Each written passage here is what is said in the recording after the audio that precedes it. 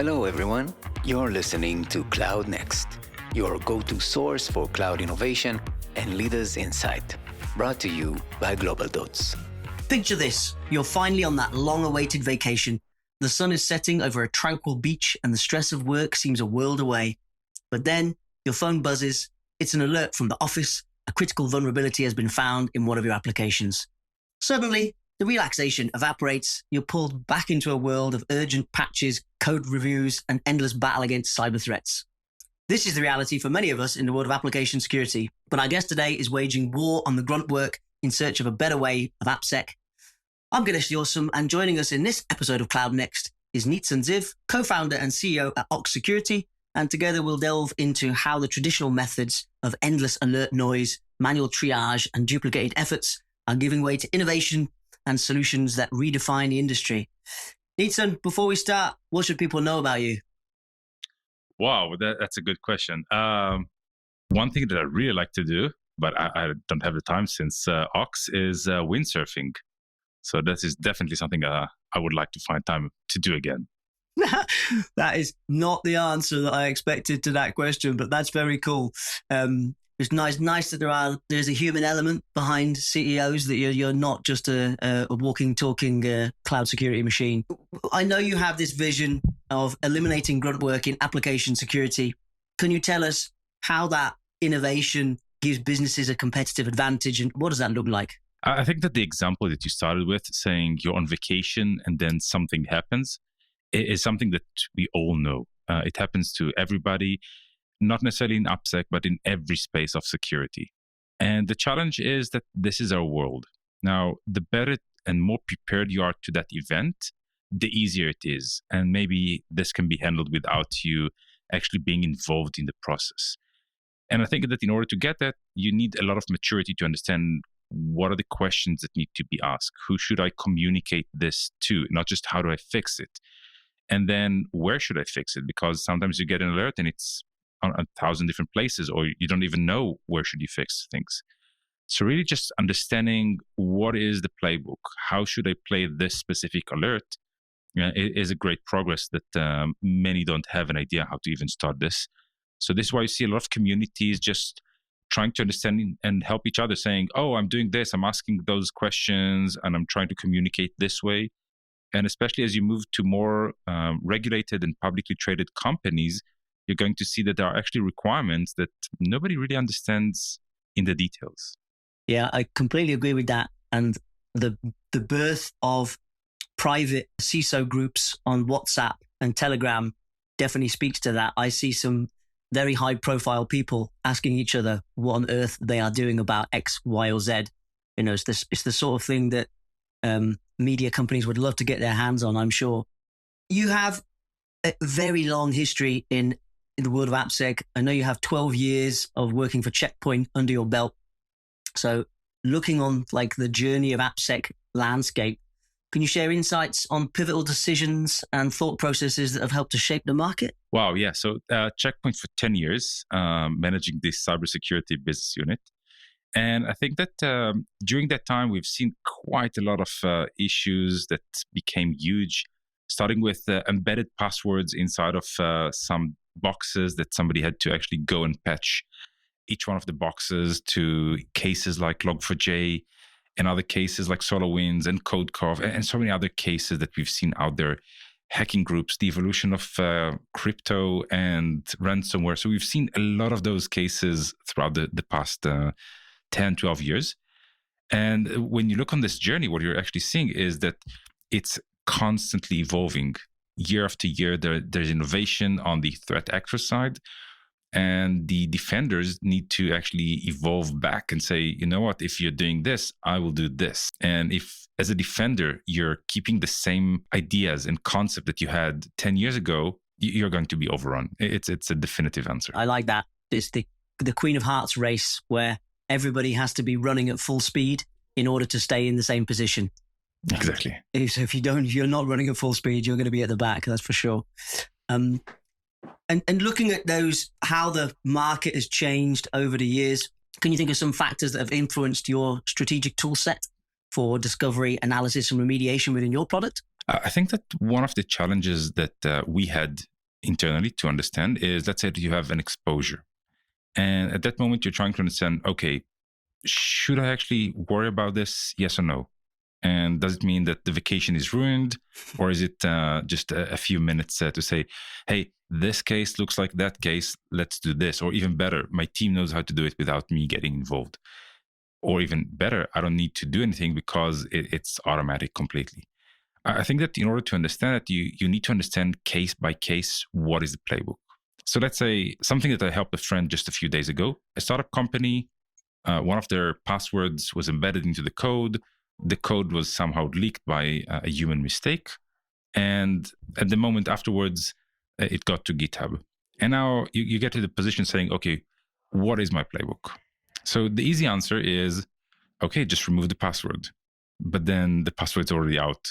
So you should probably rotate the keys.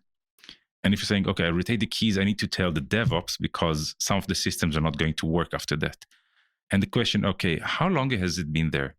Can I go and check the logs and see, had anybody already accessed those things? What happened? And you've got a lot of follow-up questions. Then you're saying, okay, if I've got an exposure, do I need to inform upper management? Do I need to tell my board? Do I need to tell my customers? And you start asking those questions and saying, oh, wow, I don't really have the playbook. And I really hope that there is a playbook that I should follow, because maybe I should have noticed the fact that I should communicate this to my customers, but I forgot about this little case. And now they're actually exposed and they're going to be part of my software supply chain. And I'm going to be the root cause for that. And you see that there is no playbook. And really thinking about this through is a big deal. The oh shit moments, as I'll call them, there is no playbook for those. And it's actually, it's quite frightening, the number of attack vectors that a CISO has to navigate. It's ridiculous. We speak to people and they say, we need to improve our security posture. And it's like, where? you have, all over the place. You have so many exposures you don't even know. So just one statement that I must say that I don't really agree with. You're saying, where do I start? Is there a playbook? So if you don't have a playbook, it means that you're going to improvise. Now, there was a great experiment done in one of the large companies saying, if there's an incident, this is the playbook. And somehow they got to this event and said, no, it's something small. Let's not run the playbook that you already practiced, and let's do something off script. You can imagine how it went, not as planned. Now, when you've got a playbook, the playbook is there because you're thinking about what you want to do next when you have time to think about it. If you're thinking on the spot and your entire management is decentralized and you're not in the same room, which is a rare commodity today, then for sure you're going to miss things out because it's under pressure. People are remote, not in a convenient place to work. They don't have all the data, not all people in the same. So definitely you're going to miss something if you're not planning for this event. Going back to the theme of this podcast, reducing that manual, repetitive work. And it's not just a technical issue, it's a strategic one. But how do you believe the integration of automated analysis and triage processes can redefine the industry and overall increase security? And you get 10 points if you can answer that without saying machine learning and AI. Okay, I will do it without saying those terms. First of all, I don't think that the solution goes through those technologies. They might aid, but they're not the solution. Trying to throw the data on some kind of technology and say, this will solve the problem, it's definitely not going to do that. I think that the number one thing that you need to understand is, first of all, what is your playbook? Let's say that you know your playbook. Now it's about making sure that you can run it in a precise way and you've practiced it. Let's say that you've got a technology that you're going to run for the first time ever. So the probability it's going to work is not that high. Now, if you're constantly using this technology and you polish the results and you see the end cases and you constantly tweak it, then by the 100th time that you're going to run it, then it's going to be right. So I don't think that there's going to be like a one-off that is going to handle a case. It's either going to be all in and saying, this is the way that we do it, except for end cases that we're going to manually observe, and the rest is going to be automatic. Or it's not going to be the one-offs that are going to be done using automatic. And this can be done in numerous ways. starting with manual playbooks to automatic playbooks. And I would be surprised if in the coming 5 to 10 years, we're going to see an AI that simply replaces the technology because they don't have the learning capabilities yet to understand all the edge cases.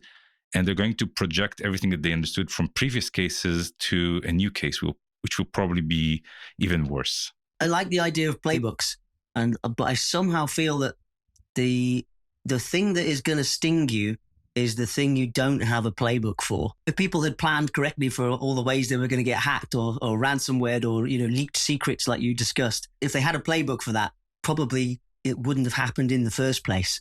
So yeah, maybe the building of playbooks stops it happening. But yeah, well, any thoughts on that?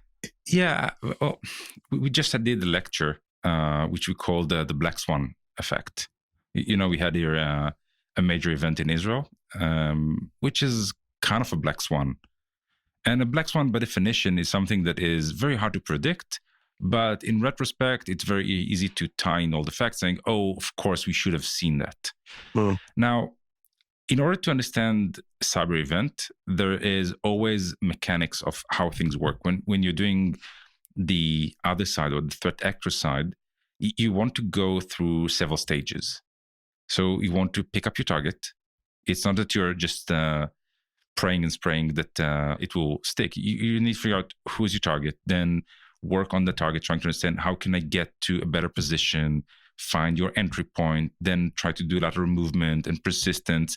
So there is some kind of technique that helps you as a threat actor and as a pen tester to understand what's the right way to do things.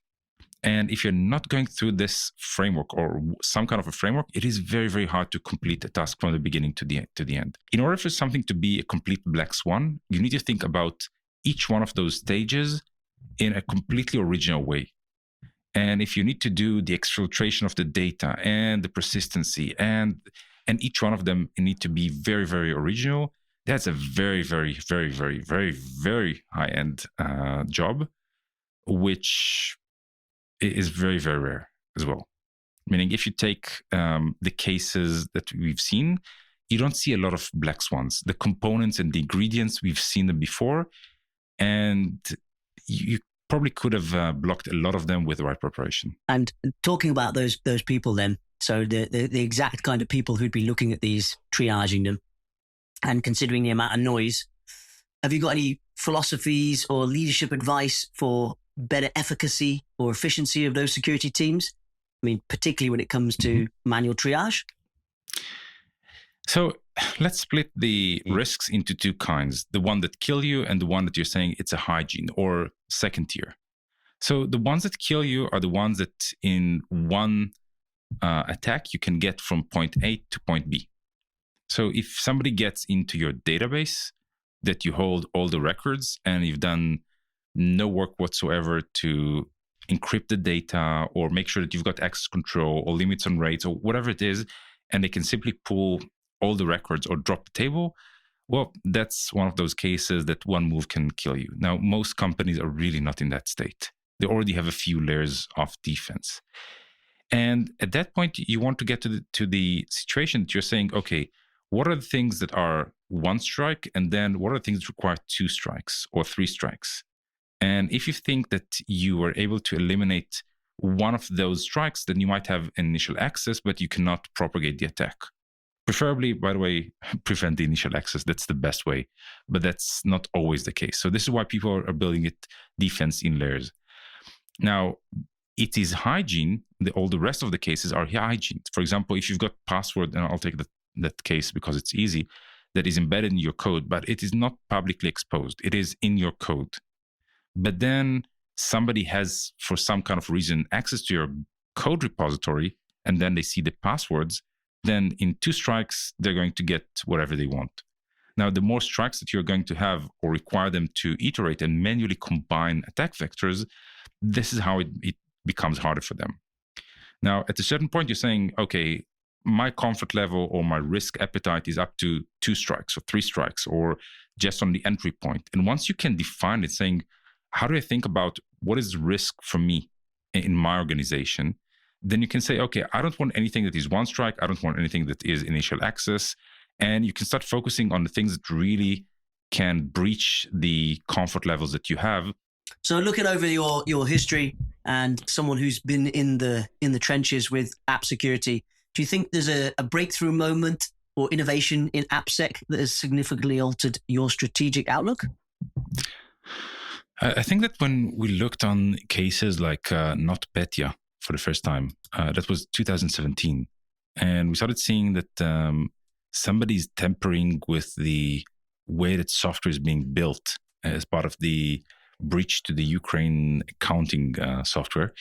At that moment, we said, wow, this is like a good idea to rethink for a second, what is the attack landscape? Because up until that moment, we just thought about the components that you are actually using.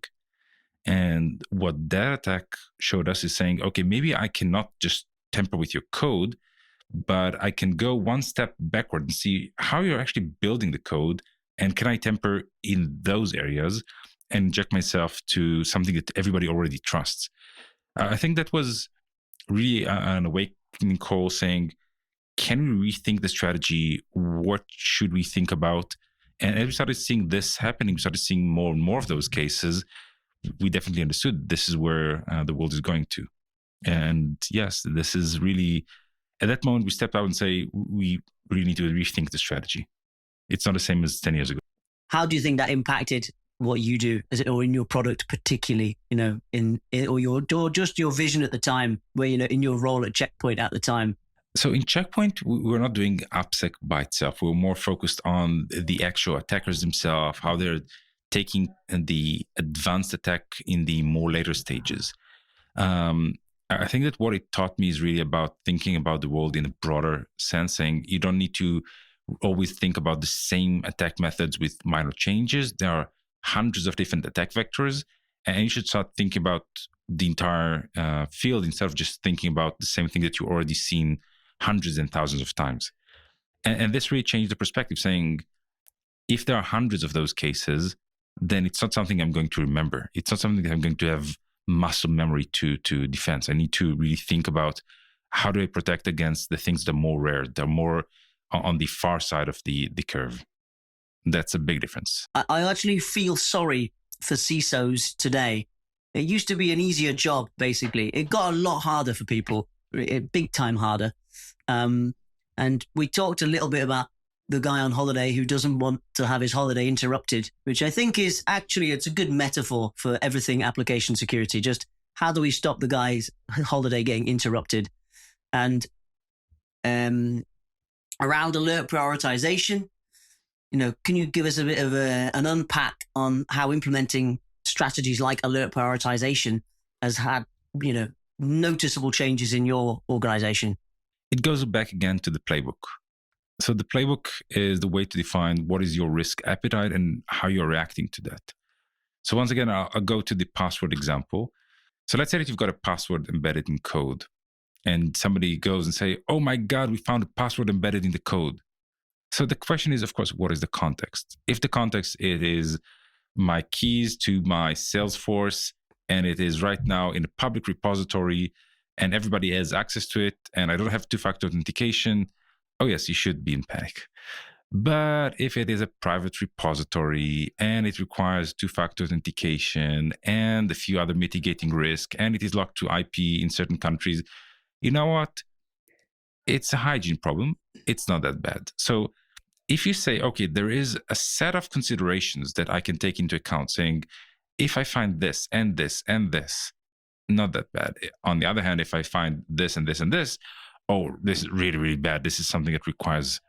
So it's not a one magic trick saying just multiply everything by the magic number and you're going to get the answer. It is about you thinking about how do you treat and risk or respect risk. Now, you asked me before about different organizations. So for a small organization, they don't have a lot of assets and they're not a high profile target, then probably saying, you know what, it's not that bad. On the other hand, if it's a big bank that has a lot of liability, then for them, it is really, really bad. This is something that violates a few of the standards that they need to meet. And they cannot handle the case of saying, yes, we've got a breach in our SLA. It doesn't need to be a breach, an actual security breach, but breach in SLA can sometimes cause penalties that might be even worse than attacker coming to your environment. Makes perfect sense. I have a feeling that obviously having alert prioritization is a dream for people, because I don't think there are many companies on planet Earth who, if you asked them, have they got enough security budget and security personnel, they would say yes. In fact, I think that the number of companies is actually zero. If you Yes, actually ask exactly. them. But one thing, so we have to basically trust alert prioritization. The CISOs, the community, everybody basically has to trust that. How do you instill that trust? How can you give peace of mind to somebody that, hey, listen, we've got the correct prioritization. You don't need to worry about that. And then conversely, if there's an outlier case that turns out that the priority was wrong, how do you deal with that? First of all, an awesome question. When we started our quest at Ox, we originally thought about, okay, let's take the first factor multiplied by 0.26 and then second factor and try to get to some kind of an approximation. We showed it to a bunch of people that we trust and said, okay, can you just explain to us why is that true? So, I don't know. It's like we took the averages and it makes sense. Said, no, I cannot work with that. You need to understand. I need to be able to explain everything that I do. Let's say that something happens. I can't just say, oh, it's because we multiplied by 0.26. It makes perfect sense. Don't you understand? No, we need to understand the line of thinking, saying this is not connected to the internet. And this is why we said there are other things more important or more urgent than this issue. So there is no way to take it and just crunch data and say there's a fuzzy logic behind the scenes and it will be fine. Don't worry, it works. It doesn't work, this method. You need to be able to explain your reasoning in a human terms. So if you're saying it is not connected to the internet, there is no API with a trace from the internet to the vulnerable function, and we see that the vulnerable function requires those parameters that are not fit in those cases, this is a hygiene problem. It's not a real risk. That is fine. But then you need to prove it with facts. And more than you need to prove it with facts, you need to be able to provide those facts upfront, saying, it's not that I'm telling you and trust me, but I've prepared for you a work paper with all the details that you need to know why I got to this decision. Now, if you think that in your case, those decisions are wrong, or you would have treated them differently, let me allow you to enter the way that I take decisions. Imagine a no-code workflow and say, okay, you know what? In my case, I want to tweak those, and add those cases and adapt it to the way that I'm considering risk and my risk appetite. So we're trying not to think about risk as something that is universal. Each and every organization that you work with are doing different tweaks to understand the risk in the way that they're willing to tolerate. Now, it has nothing to do with the size of the organization. It has nothing to do with the industry. We've seen different companies in the same segment in different sizes. Doesn't matter which one is bigger, but they've got different risk appetite. Some of them are full cloud, some of them on-prem, some of them require everything to be handled, some of them require longer SLA, meaning every organization has its own risk appetite. But I can imagine some of those conversations were pretty tricky. And that's probably shaped your product quite a bit. On a philosophical note, I've been talking to people recently about open sourcing and helping the community to get stronger. And I spoke to the CISO of Expel, which is a SOC as a service company. All of their machine learning has rules applied to it, which will say if something's an alert. So, if somebody gets a Slack token and is used to do something in Okta and blah, blah, blah, blah, blah. And they have actually, because people need to know how in the same way that people want to know what's in a high alert, people want to know why they've got a breach. So they actually provide the SQL, if you like, or the query that's running on their data set. So if you want to go and take that, you can go and do something with it yourself, which I think is very cool. And it moves towards like a more open way to help everybody out who maybe can't afford the big products. What do you feel about that? And it's something that you'd be open to? So first of all, we are a big supporter of open source. We've got an open source called Megalinter, which is the way for organizations that want to start their AppSec journey without paying anything, using open source tools. one click and they can get security embedded into their pipeline. It usually is a great idea to start with something that is simple until you can learn the facts before you go and buy a product. Just because buying a product means that you're committed to a journey. And sometimes companies want to say, I need this product. It doesn't matter what it is. It might be a SOC or a SASE, or it doesn't matter what it is, but they're not really mature for that. And then they're going to waste a year or two with a vendor that is 2 sizes bigger than they are at that moment, and they're not going to find the match that they need. So always start small, scale, and as you have more requirements that require better granularity, move to a more, I would say, enterprise grade company. Can you spell Megalinter for us? Megalinter. Megalinter. Okay, never heard of that. That's a totally awesome piece of advice for people to start on their AppSec journey. What about the other guys who are at the other end? So people who are, and let's pat you on the back and let's say they're using the best AppSec platform, which is Ox Security, and they've got SOC as a service, and they've got these other things. What do these people then do? And assuming they've written playbooks and have done all that nice stuff, you can't just stay still. Everybody knows that. We said that previously, even in this episode. So what do they do then? How do they stay on top after this point in your eyes? Okay, so there's a public resource called OSCAR, the Open Software Supply Chain Attack Reference. And imagine a map that takes you through the attacker's point of view, from how do they do reconnaissance up to how do they exfiltrate data.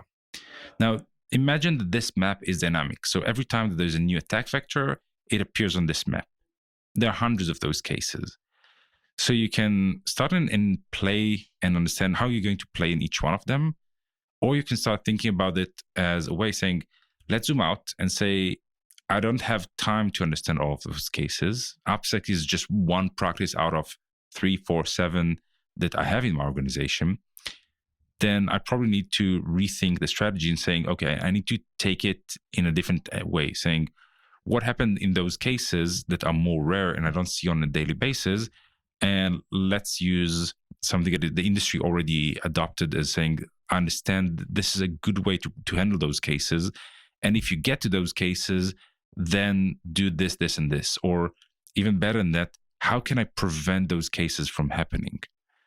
So in the larger organization, what you see they're thinking of is, how do I detect issues? How do I prevent issues? How do I do incident response in case that somebody actually bypassed my defense mechanism, and how do I recover? So they're thinking those 4 steps. The concept behind it is the law of big numbers. So if you're a small organization, then you're getting X amount of attacks per year, week, choose your period of time. If you're larger, you're going to get 10x. If you're way larger, 100x. And if you're huge, 1,000x. And the moment that you get to the 100x and 1,000x, you're starting to see the end cases, those 0.3% probability that you're going to find a unique case that nobody's ever seen before. And then you start thinking about it in different ways. So the bigger you are and more assets that you have and more risks that you have, you start thinking about what's the next layer. How can I protect if something is passing my WAF or API security? How do I get to this? And if somebody is already breaching my cloud, then this is what I'm going to do. Now, the repetitive work and the fact that you need to constantly add more people to the mix and trust them to do the work in endless amount of details and communicate with the developers and work with DevOps. And it's a recipe that nobody perfected yet. Meaning making a process work just with humans without anything that is automated, it's just a matter of time. And we see this right now. Every day you see 5 to 10 different cases being brought to the news. I like the tiering up there because, you have your OWASP top 10 and then you've done that. And then you have to look at your MITRE framework and then, okay, maybe everything there. Now you've got the Oscar. I think it always amazes me that there's something else. There's always a something else and there's some other new framework. And I think probably we don't know what the framework is yet. I feel like there's a new framework that needs to come because lots of security is so stale and backwards. So they're talking about a new NIST regulation that's going to come out now. It's too late. Everything that's going to be in there, the whole the whole field will have moved on by then. Philosophically, how do you think the tech community can fight against this, like the arms race where, let's be honest, in the majority of cases, the bad guys are winning a lot of the time? So I think that I'll take SBOM as an example. So SBOM is a requirement to provide software bill of material, all the list of open source that you're using as part of your software that you're releasing. Now, it is right now mandatory for US federal organization to provide this and require this from their vendors. The challenge is nobody knows what to do with it right now. Let's say I got a list of SBOM. Imagine an Excel spreadsheet, 4 columns, open source name, version, license, and known vulnerabilities. Now, this list is going to have 10,000 issues inside of them. Now, here's my list, Mr. Vendor, or Mr. Consumer in this case. And you need to ask yourself, what am I going to do with this list? Let's say that the vendor has critical vulnerabilities. Am I not going to use the software? Am I not going to buy it? Am I going to ask for a discount? Let's say that you already have this, you just need an update, but the update doesn't fix all the issues. Well, then you're going to put it from production. So you get to a lot of end cases where somebody just thought the first line of defense. Because then you say, okay, how many of the cases that we had last year would an accurate SBOM would have actually solved for me? So, wow, this is less than 1%. That's it. 1% solved by a very, very tedious process. Definitely not going to be the way into the future. On the other hand, it takes a lot of the organization that are more on the lagger side and requires them to understand what they're doing. So it's definitely a great move in turning the lagger or the middle of the curve towards a more secure place. The more secure organization are further away years into the future from those organizations. Couldn't agree more with the SBOM. It's literally a vehicle to pull people from the lowest tier up further along, basically. We like to ask everybody who comes on the show, if you could go back in time and give yourself one piece of professional advice, what would it be? Oh, wow. That's an awesome question. I actually wouldn't want an advice from the future. I think it ruins the fun. That's a great answer. That's very philosophical. Of course, advice on stocks to choose, that would always be. But other than that, and nothing more. No, I think it has to be professional advice, not financial advice. But that's very zen. And listen, you're a super smart guy. You're at the forefront of AppSec in the world, I would say. And what do you see in the crystal ball looking into the future? So one of the trends that I've been tracking for the past 7 or 8 years is the amount of attacks groups out there. So the amount of groups that actually have the incentive and the motivation and the means to do a cyber attack. And the number keeps growing drastically. Now, I don't know if 8 years ago it was like 200 because we didn't know about everything, and now it's way more than 2,000. But the more people that you see that are in the engagement of finding ways to extort money, it means that you're going to find more and more creative ways. Think about it as like an Olympics. And if you invite to your Olympics just 10, then you're going to get a good result. With 100, you're going to get even better results because 1 out of the 100 is going to win, not one of. But now we're at 1 out of 2,000. So you're going to find way more unique things. And number 2 in the list is also very, very, very good, way better than the 1 of 10 that you found in the beginning. So if you look on this trend and you're saying, okay, so this is accelerating, the number of disclosed vulnerabilities per year is increasing year over year. Last year, we almost touched 30,000 known vulnerabilities disclosed per year. That's like 82 per day. So you get to a point saying, okay, I understand. The guys that I need to face are getting more in number. They've got more tools. They've got more known vulnerabilities out there. I think that the trend is definitely something that we're going to be, it's a concern.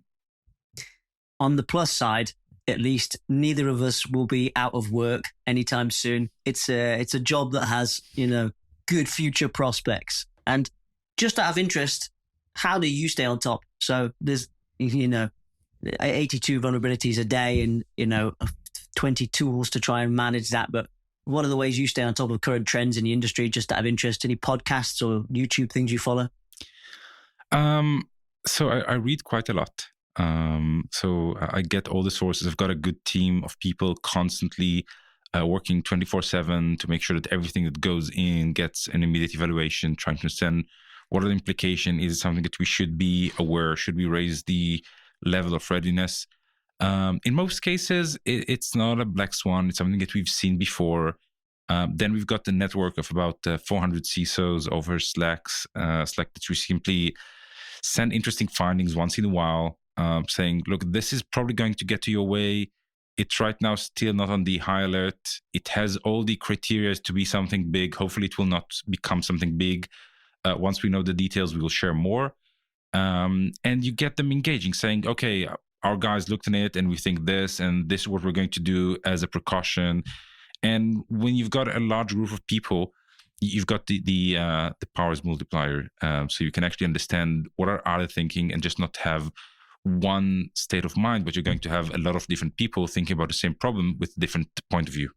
There's definitely something about ego in there, and there needing to be less of it generally in the industry, and paranoia, I would say as well, because particularly in a British market, you don't want to look like you don't know what you're doing, or it takes a lot for somebody. It takes some courage to come out and say, I'm not sure how I'm going to defend against X, Y, or Z.